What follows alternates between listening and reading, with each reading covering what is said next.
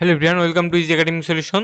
তো আশা করছি তোমরা সবাই অনেক বেশি ভালো আছো। তো আজকের এই ভিডিওতে তোমরা যারা দশম শ্রেণীর শিক্ষার্থী আছো এবং তোমাদের যে উচ্চতর গণিত বিষয়টা আছে সেই উচ্চতর গণিতের বা হায়ার ম্যাথের যে আমাদের যে সম্ভাবনা চ্যাপ্টার আছে সেটা একটা মোস্ট একটা ইম্পর্টেন্ট একটা ম্যাথ আমরা তোমাদের সাথে শেয়ার করবো। আশা করছি ভিডিওটা সবাই মনোযোগ সহকারে দেখবে। তো ধরো একটা বালতি বা একটা ঝুড়ি আছে, সেখানে লাল বল আছে 10টা, নীল বল আছে 15টা, সবুজ বল আছে 12টা। তো এই থিওরিটা যদি তুমি খেয়াল করো, তোমার হচ্ছে ক সেট, খ সেট বা হচ্ছে যমুনা, তারপরে জবা, যেই সেটি হোক না কেন তুমি এইটা অ্যান্সার করে আসতে পারবে সম্ভাবনার ম্যাথ গুলো। তো দেখো আমাদের একটা দুইটা কাহিনী ঘটাচ্ছে। একটা পাত্রে হচ্ছে আমাদের অনেকগুলো বলা আছে, আর একটা ঘটনা কি বলা হয়েছে যে দুইটি ছক্কা নিক্ষেপ করা হলো। তো ক নাম্বারটাই দেখো কি বলা হয়েছে, দৈবভাবে একটি মার্বেল নেওয়া হলে মার্বেলটি নীল হওয়ার সম্ভাবনা কত। আচ্ছা, সম্ভাবনা কিভাবে বের করি আমরা? সম্ভাবনায় আমাদের হচ্ছে মোট যে নমুনা ক্ষেত্র, মোট নমুনা বিন্দু থাকে, তাই না? নিচে থাকে মোট নমুনা বিন্দু আর উপরে থাকে কি, যে সম্ভাব্য একটা ফলাফল থাকে, ঠিক আছে? তো দেখো এইখানে আমাদের বল বা হচ্ছে আমাদের মার্বেল কয়টা ছিল, লাল, তারপর সবুজ 15, সবগুলো যদি আমরা যোগ করি দেখো আমাদের হয় হচ্ছে 37টা। তার মানে নিচে আমাদের টোটালটা থাকবে, তাই না? আর হচ্ছে আমাদের কি বলছে, কি হওয়ার সম্ভাবনা, নীল হওয়ার সম্ভাবনা। আর আমাদের নীল ছিল কতটা, 15টা। তো আমরা কি লিখবো, উপরে লিখবো 15, তার মানে নিচে লিখবো আমরা টোটাল মানে 37, আর উপরে ছিল কত, 15। তো আমাদের অ্যান্সার কি হবে, 15/37, ঠিক আছে? আচ্ছা, তো খুব ইজি একটা ম্যাথ, তো এই ম্যাথটা সবাই পারবে। এরপরে 2 নম্বরটা আরো একটা ইম্পর্টেন্ট ম্যাথ, দুইটি ছক্কায় প্রাপ্ত সংখ্যাদ্বয়ের সমষ্টি 10 অপেক্ষা বড় হওয়ার সম্ভাবনা নির্ণয় করা। আচ্ছা, আমরা একটা দুইবার ছক্কা নিক্ষেপ করবো। আচ্ছা, তো ছক্কা যে থাকে, ছক্কা তো তোমরা চিনো, ছক্কায় হচ্ছে যে তোমার হচ্ছে কি থাকে, 1 2 3 4 5 6টা দর থাকে এবং এক এক তলে 1 2 3 4 লেখা থাকে। আচ্ছা, তোমার একটা ছোট্ট, তুমি যদি খেয়াল করো তোমার 6টা ফল আসতে পারে, 1 2 3, আর নিচে আমার কি আসতে পারে যে 4 5, আর নিচে আমার কি হবে, এখানে হবে কি আমার 6, এখানে হবে একটা 6, তাই না?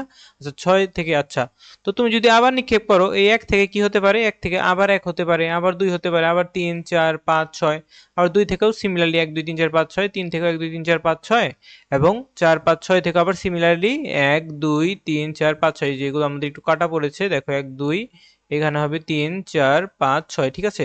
আচ্ছা, এখন আমরা নমুনা বিন্দু কিভাবে তৈরি করব, আমরা প্রথমে লিখবো হচ্ছে একের বেলায় কি হবে, দেখো একের বেলায় হবে 1 1, তারপরে কত হবে 1 2, এরপর হবে 1 3, 1 4, 1 5, 1 6। এই সংখ্যাগুলো আমরা এই যে সুন্দর মতো ভাবে এইখানে লিখে লিখবো। আবার 2 এর বেলায় কি হবে, 2 1 2 3 2 4 2 5 2 6, 3 এর বেলায় 3 1 2 3 3 6, 5 এর বেলায় 6 এর বেলায় সবগুলো আমরা কি করব, দেখো এই যে সবখানে যতগুলো সংখ্যা দেখছি আমরা সবগুলোর সাথে 1 2 3 4 5 6 যোগ হবে আর কি সাথে থাকবে, ঠিক আছে?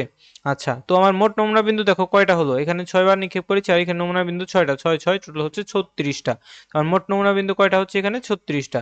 তো আমাদের কি বলা হয়েছে, আমাদের এখানে বলা হয়েছে হচ্ছে যে 10 অপেক্ষা বড় হওয়ার সম্ভাবনা কত। অর্থাৎ আমাদের যে সংখ্যাগুলো আছে, সংখ্যাগুলো আমাদের কি হতে হবে, সংখ্যাগুলো আমাদের যে 10 অপেক্ষা বড় হতে হবে। অর্থাৎ এই যে আমরা নমুনা ক্ষেত্রগুলো পেয়েছি, এগুলোর যোগফল আমাদের 10-এর চেয়ে বড় হতে পারে। আচ্ছা, এইখান থেকে যে এই পর্যন্ত আছে, এই পর্যন্ত তুমি যেগুলো যোগ করো 9 হবে, কিন্তু এই যে সংখ্যাটা, এটা একমাত্র আমার কত হবে, এটা একমাত্র হবে আমার 10। এই সংখ্যাটা একমাত্র কত হবে, 10 হবে। আবার দেখো এই যে এগুলো 10 হবে না, এটাও হবে না, এটাও হবে না, এটা আবার 10 হবে, ঠিক আছে? তার মানে এগুলো তো নিতে পারবো না, 10 এবং 10 এর নিচের গুলো নিতে পারবো না। আবার এখানে দেখো এটা হচ্ছে 10, আর এটা হচ্ছে কত, 11, আর এটা হচ্ছে 12, তার মানে কি কি নেব আমরা, আবার এটা হচ্ছে কত, 11, আমরা হচ্ছে 5 6 6 5 6 6, এই তিনটাই নিতে পারবো, কারণ এই তিনটার যোগফলই কেবলমাত্র আমাদের 10-এর চেয়ে বড় হচ্ছে। তার মানে আমাদের যে এখানে 10 অপেক্ষা বড় অনুকূল ফল কি কি, 5 6 6 5 6, তো মানে তিনটি। আমাদের টোটাল ছিল 36টি, তার মানে কত হবে, 3/36, মানে 1/12, ঠিক আছে?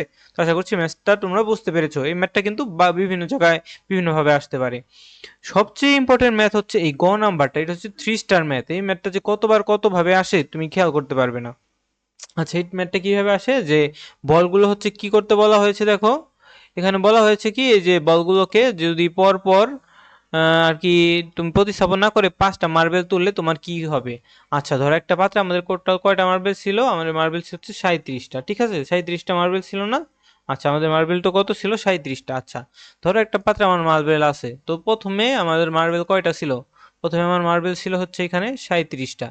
আর আমার কি বলের কথা বলা হয়েছে, বল বলা হয়েছে হচ্ছে যে, আচ্ছা, মার্বেল তুলে নেওয়া হয়, তো সবুজ, আমার সবুজের কথা বলা হয়েছে, তাই না? তো সবুজ ছিল কয়টা, সবুজ ছিল 12। তো প্রথমবার যখন তুমি তুলবে তখন সেটা সম্ভাবনা কত হবে, যে 12/37। তো তুমি কিন্তু একটা একটা করে তুলেছো, একটা একটা যদি তুলো, পরের বার কিন্তু আর 37টা বল নেই, পরের বার বল আছে কয়টা, 36টা। এবং তোমার সবুজ বল কিন্তু একটা কমে গেছে, যেহেতু একটা তুলে নিছো, তাই না? তখন সেকেন্ড টাইমে হবে 12/11। এবং হচ্ছে 11/36। তো থার্ড টাইমে কি হবে, তুমি তো থার্ড টাইমে তোমার তো দুইটা বল নাই, দুইটা বল সরাই ফেলছো, তাহলে এখানে আরেকটা সংখ্যা কমে যাবে, হবে 35। এবং তুমি তো বল একটা সরাই ফেলছো, ওই বল, তাই না? তখন বলের সংখ্যা আবার কমে গেছে। তো তোমার হচ্ছে 3 বারের বেলায় এটা হলো, 4 বারের বেলায় কি হবে 34, 9, 5 বারের বেলায় কি হবে 33, আর হচ্ছে 8। তো এইভাবে তোমার যে 5 বার এইভাবে হবে, তো তুমি কি করবে, জাস্ট এই 5টা এইভাবে গুণ করে দেবে, যে এই যে 11/37, 12/37, 11/37, 10/35, 9/34, সাথে এই সংখ্যাগুলো গুণ করলেই তোমার অ্যান্সারটা পেয়ে যাবে, ঠিক আছে? তো থিওরিটা আশা করছি তোমরা বুঝতে পেরেছো।